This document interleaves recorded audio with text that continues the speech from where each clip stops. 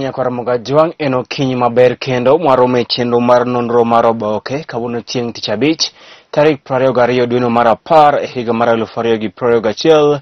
Nyinga Chris Owino kamora moroma intie arwakin machiegni mondo alidhni moko kuom thuond weche oboke magwa mapile mag Daily Nation, The Standard kod The Star. Mokwongo weyamie kawuono e sigana kata Today in History. Odiochieng' machal gi ma kawuono e higa mar 1986 piny owacho kokalo e migawo mar fwambo kod keyo pacho kae ne ogolo chik makumo chenro mar usini harakishe dhi e kor yamo. Chenro mar usini harakishe ne en chenro mane loso ewi mako iye mohiwe ke nyithindo manyiri e pacho kae, kendo osebedo ka ichwale kokalo e od fwambo weche mar KBC makinde no ong'ere kaka Voice of Kenya. Lendo makamane ogol kod jalop jatend migawo mar fwambo weche pacho kae Omar Boga mane owacho ni chenro no ok onego beni dhi e yamo kendo nikech ne en chenro ma ok ler. Mano e kawuono e sigana kata Today in History. Odiochieng' machal gi ma kawuono e higa mar 1986 piny owacho kokalo e migawo mar fwambo weche pacho kae ne ogolo chik makumo chenro mar usini harakishe dhi e kor yamo. Chenro mar usini harakishe ne en chenro maloso ewi mako iye mohiu e kind nyithindo manyiri e pacho kae, kendo ne osebedo ka ichwale kokalo e od fwambo weche mar KBC makinde no ne ong'ere kaka Voice of Kenya. Lendo makamano ne ogol kod jalop jatend migawo mar fwambo e pacho kae kinde no mano migosi Omar Boga. Mano e Today in History kata kawuono e sigana. Machiegni mondo walidhni oboke mapile wacho kod oboke mar Daily Nation. Thor mar wache nyimo oboke mar Daily Nation any governors in race to own 2022 parties. Governors in race to own 2022 parties. For those serving final term in office, the reality of constitutional limits has set in and they must seek new relevance or risk fading into oblivion. Most of them are still brimming with youthful exuberance and the idea of an early retirement is not on. Governors man kod duon buche mag siasa motelo ne yiero madung' mabiro. Governors man kod buche mag siasa e pacho kae motelo ne yiero madung' mabiro, nikech moko kuomgi gin governors matie thuolo margi mogik mar ariyo kendo ok gidwa dhi e utaya. Mano momiyo giloso duon buche magi mano mondo gibede weche mag siasa tok yiero mar higa 2022. Kama moko kuomgi neno ni pod gitindo sana, pod gin nyogo matindo moko nego beni were kod weche mag siasa. Ema momiyo giloso duon buche mag siasa motelo ne yiero madung' mabiro mondo mi giteko mar dong e weche mag siasa e tok yiero madung' mabiro. Governors man kod duond buche mag siasa motelo ne yiero madung' mabiro kaka yo mar pod bede e weche mag siasa tok yiero madung' mabiro kalore moko kuomgi gin governors matiyo e thuolo margi mogik kata second term, kendo pod gineno ni gitindo sana moko nego beni giweyore kod weche mag siasa. Moko kuom governors man kod duond buche gi mag siasa e pacho kae oting'o governor mana Nakuru migosi Lee Kinyanjui, jatend migawo Peter Munya mabende olap dhoge ndong' ne bedo governor ma Meru, governor ma West Pokot Ngire John Lonyangapuo, governor Mwangi wa Iria, governor ma Kitui Charity Ngilu, Ali Roba, Nderiti Mruthi Malai Kipia, Okotho bado ma Migori, Kivutha Kibwana Mama Kweni, Dr. Alfred Mutua Machakos, Kiraitu Murungi Mameru ka Chelod Amason Jeffa Kingi Makilivi. Magi moko kuom governors mapacho kae man kod duond buche gi mag siasa motelo ne yiero maduong' mabiro. Iwacho ni giloso duond buche gi kaka yo mar neno ni gibedo kod teko kod mbiye weche mag siasa motelo ne yiero maduong' mabiro kod tek yiero maduong' mabiro, ka bende luore ni governors gi moko kuomgi nie thuolo margi mogik e apisi kendo ok gidwa were kod weche mag siasa. Koro ma emomiyo giloso duond buche gi mag siasa mondo gibed kod teko e weche mag siasa tok yiero maduong' mabiro. Mano e thor mar wach e nyim oboke mar Daily Nation. Ito oboke mar ang'wen pod loso mana ewi governors moseloso duond buchegi mag siasa kaka yo mar bedo lae kata e weche mag siasa kendo tok yiero maduong' mabiro. Kaselero ni gin governors maromo 11 ma iwacho ni oseloso duond buchegi mag siasa kaka yo mar neno ni gidong' e weche mag siasa tok yiero maduong' mabiro, nikech moko kuomgi gin governors manie thuolo margi mogik e apisi kata second term.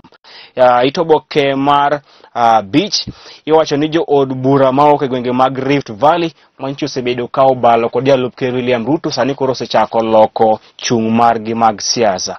Moko kuom jo od bura mosebedo ka kwedo mokalo jalup ker William Ruto e gwenge mag Rift Valley sani koro osechako loko chung' margi mag siasa, kendo iwacho ni nere ka jogo ma sani koro dwaro siro lwedo jalup ker William Ruto. Moko kuom oting'o ja od bura man Nandi Alfred Keter mosebedo ka kwedo Ruto kinde ma lache pacho kae, kata kamano iwacho ni sani Keter chal kama oseduogo kweth mar UDA.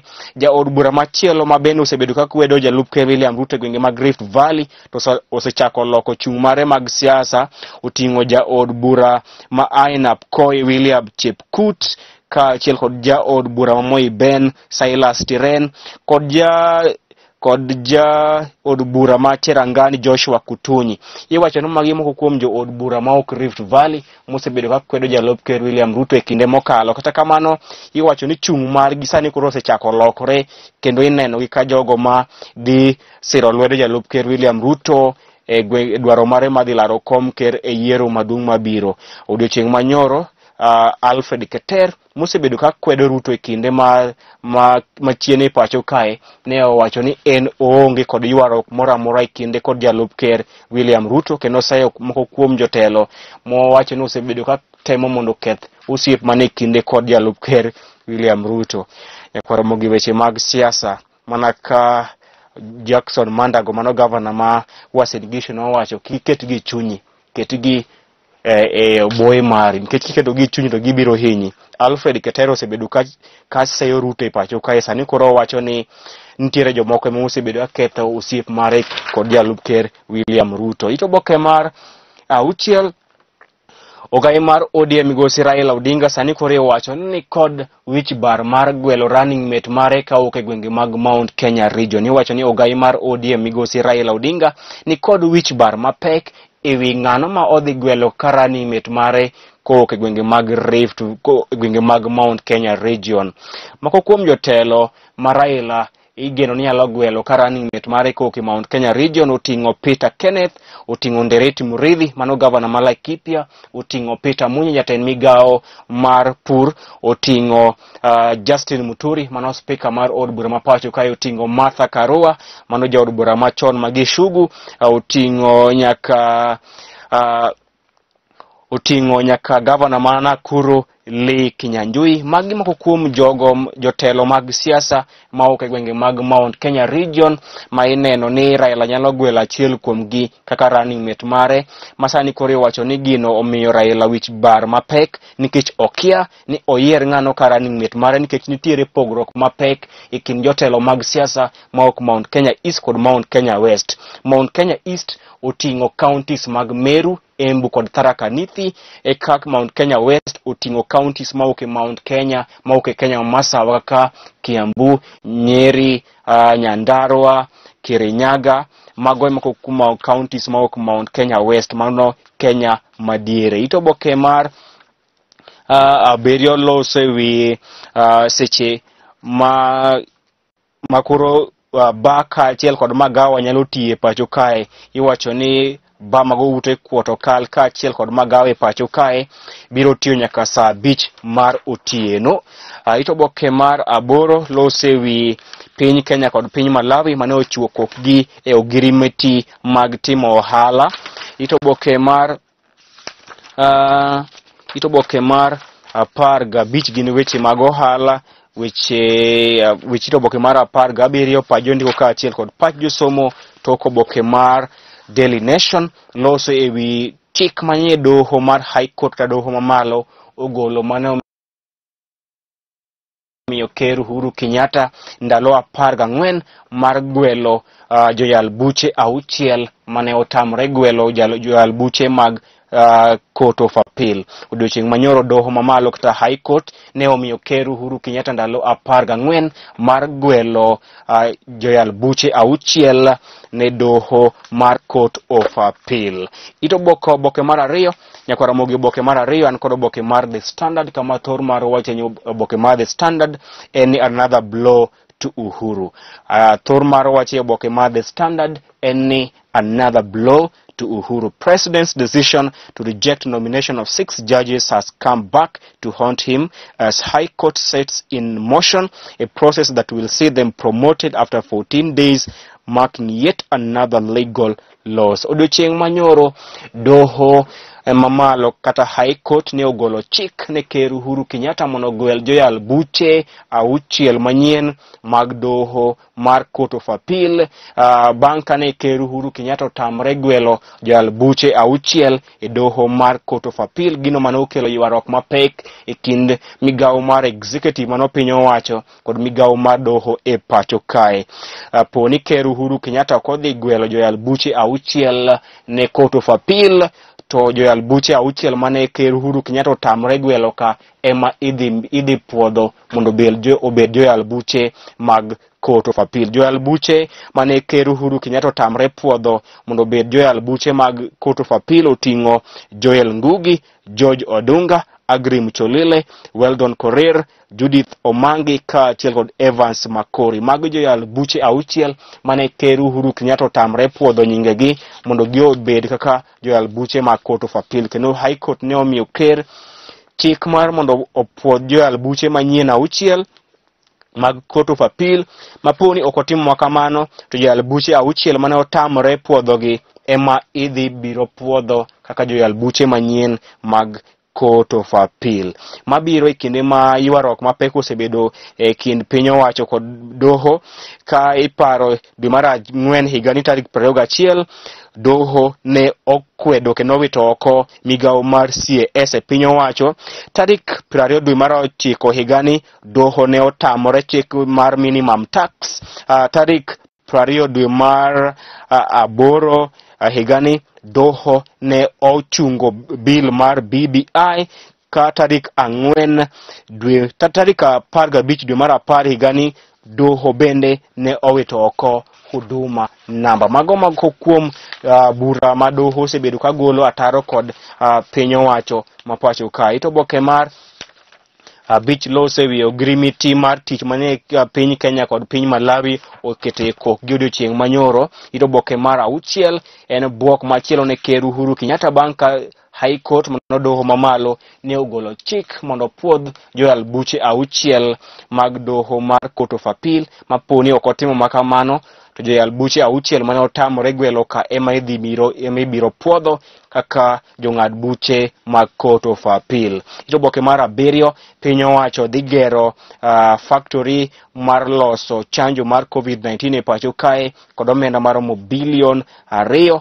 Chenro madhi chakore dweche 6 mabiro. Piny Kenya dhi bedo kata dhi gero kambi kaachiel piny Kenya dhi gero factory mar loso chanjo mar COVID-19 e pacho kae.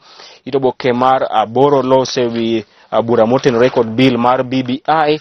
Pajo ndiko kaachiel kod pach josomo. Oboke mogikan kod oboke mar The Star. Thor mar wach nyimo oboke mar The Star en Musalia, I will ask Uhuru if he's supporting Raila. Musalia, I will ask Uhuru if he's supporting Raila. NC party leader says presidential backing, a double-edged sword, can be a blessing or curse. Jatend duond od bura mar NC Musalia Mudavadi nyoro wacho ni obiro penjo ker Uhuru Kenyatta ka en adier ni osiro lwedo ogai mar ODM Raila Odinga e dwaro mare madhi bedo ker mar 5 mapacho kae. Jalup ker machon kendo jatend duond od bura mar NC Musalia Mudavadi nyoro wacho ni obiro dhi penjo ker Uhuru Kenyatta ka giromo to bende en adier ni ker siro lwedo ogai mar ODM migosi Raila Odinga e dwaro mare madhi laro kom ker e yiero maduong' mabiro. Oboke mar 2 ogai mar ODM migosi Raila Odinga ne otero campaigns mage e county ma Kiambu odiochieng' manyoro, kama moko kuom jotelo mag siasa maok Mount Kenya Region nyoro opuodho dwaro mare madhi laro kom ker e yiero maduong' mabiro kendo singo mar sire lwedo. Odiochieng' manyoro Raila ne otero campaigns mag e kaunti ma Kiambu kama moko kuom jotelo maok Mount Kenya Region nyoro singo mar sire lwedo e dwaro mare madhi laro kom ker e yiero maduong' mabiro. Ito oboke mar 4 kendo oboke mar 5 loso ewi twak mane Musalia Mudavadi obedo kod od fwambo weche mar Radio Africa kama ne osingo madhi penjo ker Uhuru Kenyatta kapo ni ker Uhuru Kenyatta siro lwedo ogai mar ODM Raila Odinga e dhi laro kom ker e yiero maduong' mabiro. Ito oboke mar 7 doho mamalo High Court omiyo ker Uhuru Kenyatta chik mar mondo puodh joyal buche 6 mag Court of Appeal kuom thuolo mar ndalo 14 maponi ok otimo makamano to nyinga 6 mane otamre puodho ka ema ibiro puodho ka joyal buche manyien mag Court of Appeal. Ito oboke mar 7 bende jalup ker William Ruto ne owacho ni ogai mar ODM Raila Odinga en project mar Deep State. Jalup ker William Ruto odiochieng' manyoro ne owacho ni ogai mar ODM migosi Raila Odinga en project mar Deep State. Nyakwara mogi mano bende makelo e giko nonro mar oboke e jumani. Karuoth oriti kendo ritwa yo makare twarom kendo juma makinyi. Bed kod weekend makare. Nyinga Chris Owino.